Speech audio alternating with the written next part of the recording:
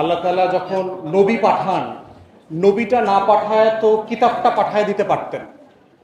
কোরআন থেকে শুরু করে বড় বড় যে ধর্মীয় গ্রন্থ আসছে, ওইটা সাডেনলি একটা বুক আকারে ওই সম্প্রদায় ওই জনপদে হুট করে পাওয়া যাইতে পারত।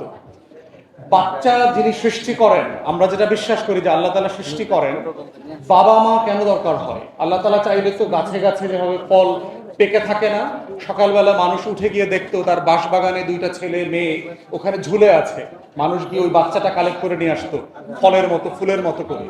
মানুষ দিতে হয় কেন? নবী পাঠাইতে হয়েছে কেন? পাঠাইতে হচ্ছে এই কারণে, মানুষের খাইসল কিতাব দিয়ে বদলানো যায় না, মানুষের খাইসলত বদলাইতে হয় মানুষের সাহচর্য দিয়ে। এই জন্য দেখবেন সুফি যারা ছিল, নবী যারা ছিল, তারা কি করেছে? মানুষের চরিত্র নিয়ে সমাজে সমাজে কাজ করেছে। রাজনৈতিক দল এবং নেতারা হচ্ছে তেমন একটা মানুষ। এই সমাজে তো আর নবী আসবে না। রাজনৈতিক নেতাদের কাজ হচ্ছে সমাজের ভিতরে এক্সাম্পলারি দৃষ্টান্ত তৈরি করা। স্যাডলি আমরা সেটা তৈরি করতে পারি নাই, এখনো পারছি না।